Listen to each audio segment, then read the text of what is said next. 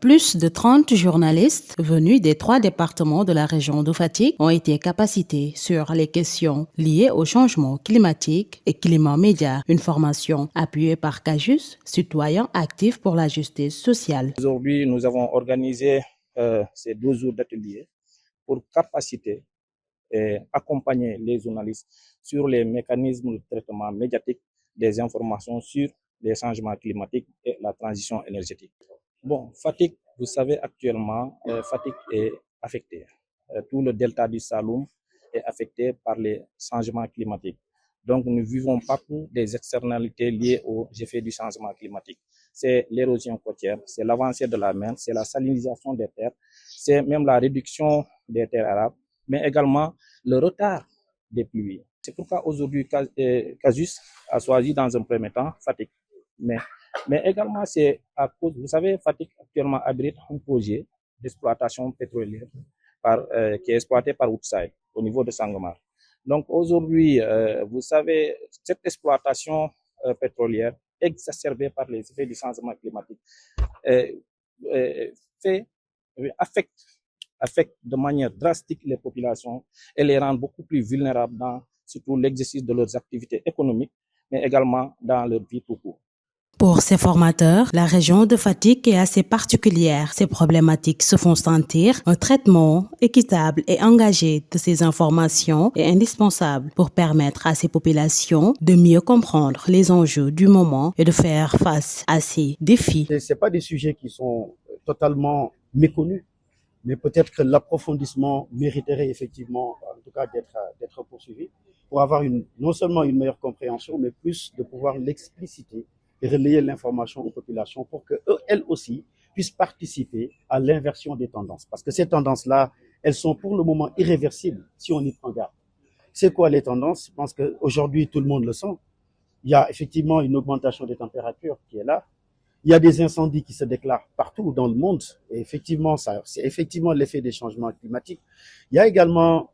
pour une zone, par exemple, comme Fatick et les îles du Saloum, je pense que les 2 effets majeurs que les gens peut-être ressentent réellement, c'est l'élévation du niveau de la mer et effectivement la salinisation effectivement des terres. Je pense que ça aussi, c'est des éléments qui sont importants, même si derrière, effectivement, les écosystèmes marins comme les herbiers, etc. et autres sont également ravagés par les effets de ces changements climatiques. Et pour qui connaît le rôle primordial dans le cycle d'ailleurs même de la vie, je pense que c'est important pour nous autres, populations, de les connaître, mais surtout de savoir quelles activités mener concrètement et comment les mener d'ailleurs dans ces localités pour pouvoir nous-mêmes, au niveau de la région de Fatick, inverser la tendance. Mais cette tendance-là ne peut pas uniquement se faire, l'inversion ne peut pas uniquement se faire que dans une région, ça doit se faire dans le monde. Et aujourd'hui, je pense que chaque pays,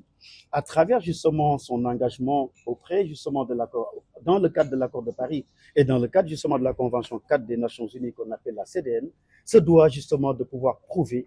tous ces engagements, les mettre en œuvre avec l'ensemble justement de ces parties prenantes, que ce soit le secteur privé, le secteur public, les ONG, mais surtout également les médias et les populations. Un atelier d'une touche de plus dans la formation et le travail de ces journalistes qui, au sortir de ces 2 jours, se disent assez outillés et prêts à réussir le pari d'informer juste et vrai à temps réel ces populations, mais surtout de débattre sur les questions de l'heure. Ce sujet est d'une importance capitale parce que ça revêt beaucoup d'enjeux, incompris à notre niveau également en tant que journaliste professionnel, mais également au niveau de la population. Je pense que le journaliste doit jouer le rôle d'interférence à son niveau, tout en utilisant certains outils de travail. Nous savons que le journaliste spécifiquement travaille avec certains outils que nous connaissons, que nous employons tous quand nous traitons des informations, qui est le collecte le collecte de l'information à travers la collecte d'abord elle-même, le traitement et la diffusion. Mais cette fois-ci, CAJUS nous donne l'opportunité de traiter ces informations de façon beaucoup plus approfondie,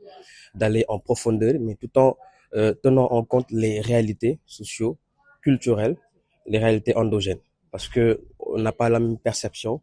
du changement climatique, ce que cela revêt, les causes et les conséquences.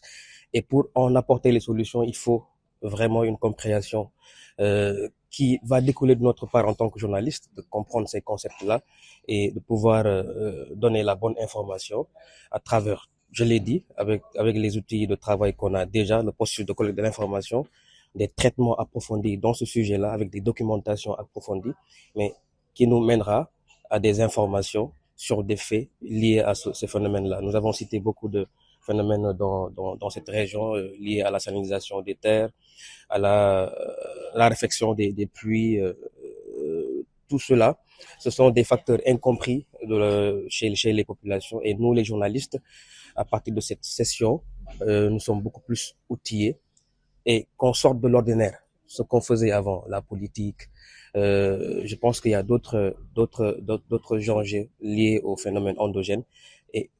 permettre à la population d'en approprier, et cela grâce aux journalistes. Je pense que les journalistes de Fatick ont bien compris la leçon et vont relever le défi. Dans un Sénégal marqué par les changements climatiques qui causent d'énormes difficultés aux communautés et les mettent dans une extrême vulnérabilité du plan économique, social, environnemental et énergétique, l'intervention de CAJUS vient à son heure. Aujourd'hui, cette organisation œuvre pour le droit des populations impactées, mais aussi pour la promotion de la justice sociale.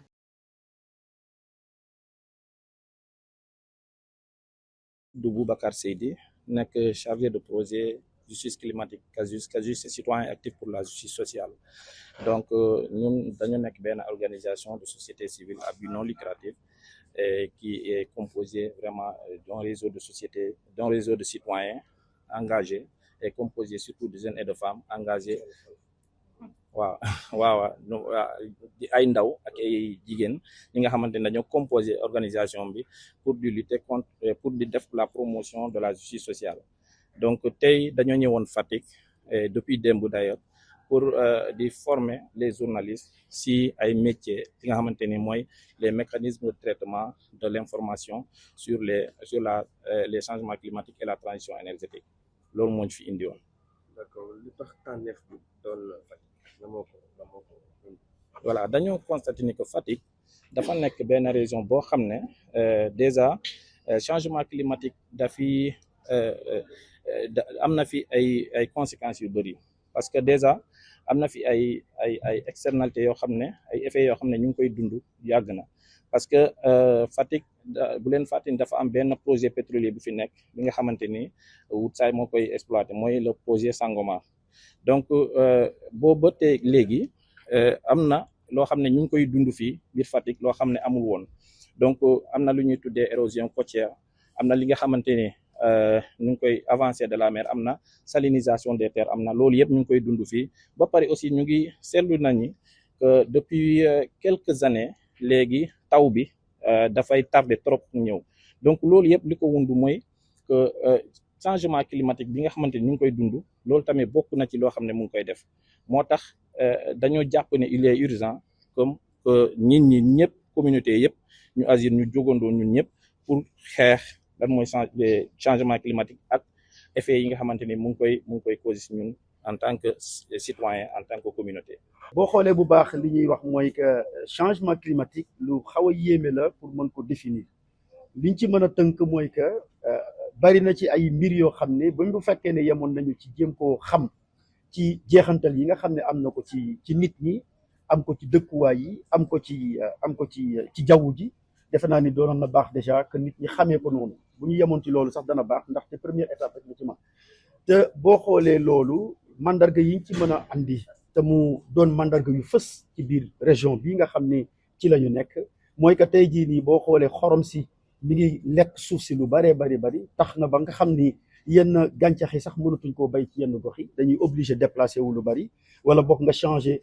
gàncax gi ngay bay foofu. soo xoolee it Fatick dafa nekk région boo xam ne dafa xaw a suufee par rapport ak géej gi. léegi effet changement climatique yooyu bokk na ci géej gi day gën di yéeg gi muy yéeg nag day far di lekk suuf si nga xam ne moom la janool. te it loolu bu yàggee non seulement dina yàq dëkkuwaay yi, mais dana pousser nit ñi sax fañ daan liggéeyee sax dootuñu fa liggéeyee. masamala ya ca des yi nga xam ne kenn mënu koo wax, ndaxte des fois nit ki dina am benn attachement, dana xaw a am benn attachement ci terroiram ci lu bari. ci dëkkuwaay da nga ciy am attachement, mais aussi boo xoolee ci li nga xam ni cimetière yi la maanaam fi ñuy denc nit yeeg ak yooyu yëpp dafay nekk loo xam ne dafay sori ci nit ki ndax dafa bokk ci nit ki. bu fekkee ne changement climatique yi dafa ñëw nag ba lekk yooyu yëpp andil la jeexantal joo xam ne da ngay obligé tuxu bàyyi fa sa loolu dafay xaw a doy waar ndax dëkk fenn dafa am jeexantal yu muy def ci nit soo fa jógee dem feneen rek am na leneen lu muy def. changement climatique yooyu nag nekk na mbir moo xam ne du mbiru benn nit du mbiru benn dëkk mbiru monde bi la ndax lii ñuy dund tey du tey la tàmbali. lii ñuy dund tey boo xoolee experts yi nee nañu am na daanaka ëpp na téeméeri at donc jeexantalu nit ñi lañ doon def boobaak léegi def na téeméeri at jeexantal yooyu la ñuy yëg fii te jeexantal yooyu du caa génn Sénégal lañ ko defee mën nañ ko defee ci beneen pàcc ci wàllu ci àdduna bi mais jeexantal gi ñëpp a koy yëgandoo en même temps. donc dafay baax kenn ku ci nekk ndax dëkk bu ci nekk dafa jóg taxaw tembe xar ci tànk tubayam nii moom dana def contribution jeexantal joo xam ne moom dana permettre à ce que li nga xam ne mooy élévation wu température bi ñu mën ko contenir mu mën a yem ndax mënuñu ko delloowaat ginnaaw waaye dañ koy mën a wàññi lu ba nga xam ne dana toll ci 1,5 degré loolu la ñu bëgg ci monde bi. léegi dëkk bu ci nekk nag da nga am engagement boo xam ne jël nga ko ci say naataangoo ni di nga def sa kéemtalaay kattan pour que loolu ñu mën koo tënk ci biir loolu nag mu am ci énergie renouvelable am ci lu mu bari loo xam ne mën na ko cee andi. léegi nag loolu moo andi solos ñu jël énergie renouvelable lëkkale ko changement climatique parce que daf ci am pàcc boo xam ne rafet na am na njëriñ am na jeexantal pour mën a andi inversion bu tendance yooyu. looloo tax boo xoolee daanaka adduna bi yëpp kenn ku ci nekk ci say plan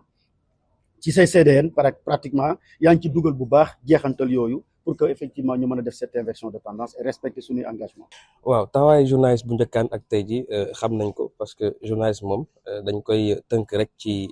ki nga xamante ne dafay tas xibaar mu doon loo xamante ne tey lu ñuy naan phénomène démocratisation de l'information. parce que ku nekk rek mën nga wéet ci sa clavier bind lu la neex ne yow journaliste nga mais je pense que tey ñu identifier cible bi ni mel journaliste ce n'est pas anodin parce que liggéey bu am solo la ñuy def dañuy intéressé wu ci lu bëri mais li ko xaaw a sooxe rek mooy fii Sénégal comme ni ñu ko jàngatee ci session bi ñuy remercier de passage Cajuste moom miy jël initiative bi pour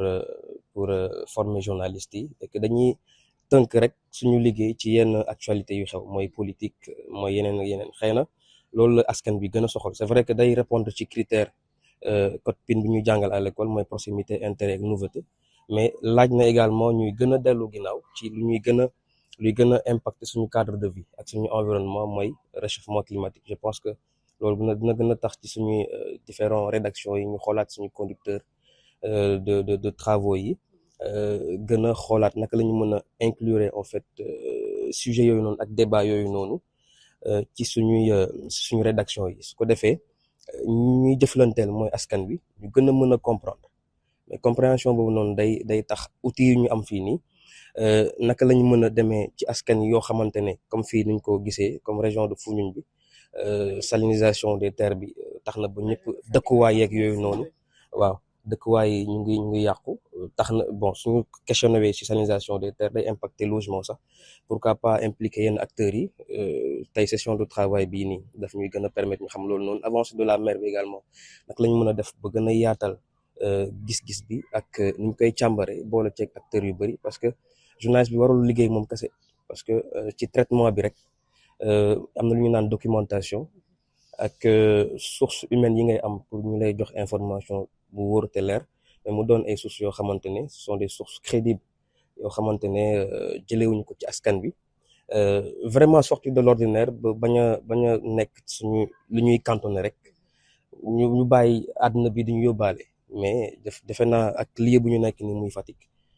baax na trop ñu gën a def liggéey bi war ci coppitewu jaww ji surtout population bu ñuy waxal également parce que léeg-léeg am nañu journalistes yi am na nu ñuy doxalee am na nu ñuy liggéeyee mën na bañ a méngoog gis-gis bi ak déggin bi askan bi di am loolu dina tax que ñu gën a mën a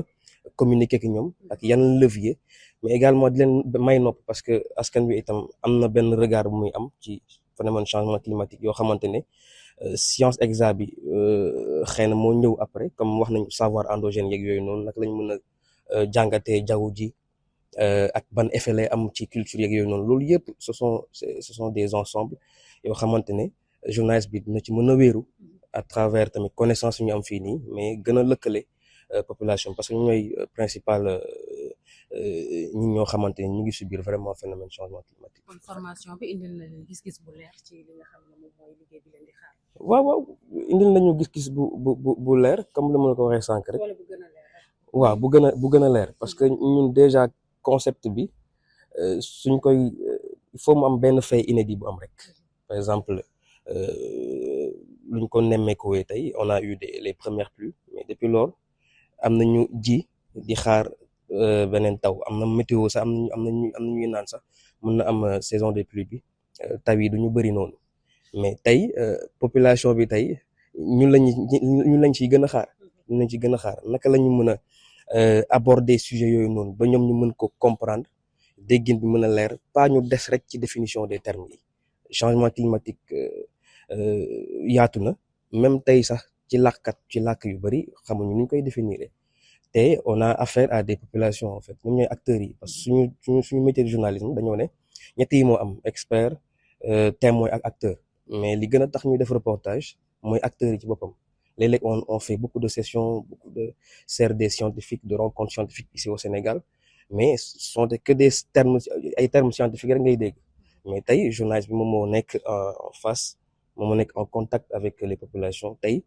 avec cette formation là dina gën a tax ñu am outils yoo xamante ne ce sont des outils basiques nañ ko mën a dégg tout en incluant également suñu langue locale yi comme que fii séeréer yi ñoo fi gën a bëri loolu tamit yeneen moyen de communication la rajo communautaire ñu ciy liggéey bu baax ak télévision communautaire yi journalistes yi itam war nañ ci gën a bàyyi xel changer programme bi gën a jox place bu am importance lii di thématique yi wax ci changement climatique mais gën a inclure également gis-gisu askan wi parce que ñoo koy dund parce que ñoo ñooy acteurs yi. Bakary Mané laa tudd dëkk Bettenty di acteur de développement mais aussi di responsable rajo communautaire bi fa nekk. tey jii ñu tàggat ñi di rek taskatu xibaar yi ci li ñu mel ni tamit changement climatique mais média ak climat ngeen jóge fële ca Bettenty ku ne xam ne ne Bettenty tamit mu ngi ci fi nga xamante ne moom mooy ndox ak yeneen ndax tey jii liñ leen tàggat ce sont des problèmes yoo xam ne réellement existé na ci département. waa réellement existé na ci Foundiougne rawatina Bettenty coppite jaww ji ñun dañ koy dund ñu jàngal ñu ko ñu bañ ñu ko jàngal ñun dañ koy dund te ci suñu média wax dëgg yàlla dafa bokk ci suñuy thème yi ñuy gën a waxtaanee ndaxte loo xamante ne da nga koy dundee ñun dañu toog ci île boo xamante ne suuf la salañ la donc suuf foofu saay bu jàkkaarloo ak géej rek toujours rek mu ngi koy lekk tax na ba dëkk bi fi mu nekk actuellement toll na ay jamono ay ñaari téeméer at si ginnaaw dëkk bu nekk fa woon dëkk ba fi mu nekk actuellement foofu géej la foofu dañ fay nappee actuellement li ko tax mooy changement climatique yi bi nga xamante ne ak lu muy jur ndax lu muy jur jàngal nañ ko wax dëgg yàlla scientifique wax nañ ci ne géej gi day gën a jóg waame yi day gën a tar ngelaw bi day gën a bari looloo tax wax dëgg yàlla Bettenty dëkk ba jógee foofu ñëw actuellement fi mu nekk dafa mel ni sax dafa xaw a lakku foofu ndaxte dëkk baa ngi ni digganteem ak océan dafa am ay yeneen îles yu ndaw yoo xamante ne ñoo koy protéger saay bu lu mel noonu amee donc kii fànnaa boobu wax dëgg yàlla te soo gisee changement climatique ñu ngi koy dundee tamit ñun suñu dem ak dikk ci géej la te ku ne géej ne yenn risques yi ndaxte dañuy dépendre si géej gi di fees ak di fer mais tamit ñu ngi dépendre ci météo bi maanaam ñu ngi dépendre ci climat ci wàllu ngelaw yi ci wàllu taw yi coppeeku jaww ji beneen aspect bi mooy ne que ay nappkat lañu napp ñëpp xam nañ ne saay bu taw manqué jën day manqué te changement climatique ak li mu jur tax na ba wax dëgg yàlla géej gi fi mu nekk nii melatul ni mu meloon ndaxte da nga gis ñoo xamante ne dinañ jógee ay feneen gox yeneen gox yoo xamante ne li leen dal tamit mooy ay bekkoor ak yu mel noonu donc loolu yëpp mu ngi aju ci changement climatique ñu ñëw daanu si géej gi fekk voilà mool yi gën a bari donc ñi gën a soxla ji ñi soxla jën gën a bari ce qui fait que mool ni muy gën a bare mbaal yi di gën a ngand donc jën tamit noonu lay amee problème beneen aspect bi mooy ne que Bettenty île la waaye dañuy béy mais béy bi li damm laafu waa Bettenty ci mbéy mooy depuis les années 1974 même bu fekkee ne fekk na juddoowu leen tamit mais dégg ngeen ne amoon na bekkoor bu rëy boo xamante ne boobu dafa taroon yaa vu donc à partir de temps boobu la waa île bi découragé ci mbéy waaw. parce que wax nañ ko sànq ñaari digg yi gën a mag Sénégal mu ngi nekk fële ci Rufisque ak fële nga xamante ne moom mooy Saly tey jii ci rek avancé boobu ak changement climatique. Bettenty dafa menacé ku xamoon Bettenty juróom fukk at si ginnaaw di nga xam ne Bettenty amoon na ay îles yu bari yoo xamante ne toj nañu ku xamoon Bettenty ay at ginnaaw li fa amoon jën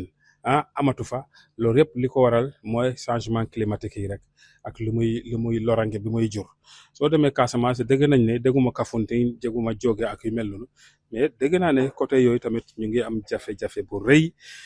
ci wàllu maanaam tefesu Sénégal yëpp la demal gox mbaaj Saint-Louis foofu la problème bi gën a tar nguur baa ngi fay góorgóorlu waaye jafe-jafe am na daal changement climatique ñu ngi koy dundee ci tefes yi waaye ñu ngi koy dundee ci biir territoire Sénégal maanaam béykat yi sàmmkat yi ñu ngi koy dundee bu baax xoolal dina am jamono joo xamante ne da ngay gis sàmmkat yi da nga leen di yërëm danañ parcourir ay kilomètres pour que alors jur gi mun a am lu muy dundee te wax dëgg yàlla am nañ ay ressources yoo xamante ne lu mel ni zircon bi ñuy wax lu mel ne or bi ñuy wax marbre bi ñuy am pétrole bi ñuy am war na mën a tax gaz bi ak phosphate yooyu war na mën a tax wax dëgg yàlla nguur gi jublu ci maanaam jàppale population yi ci loraange changement climatique.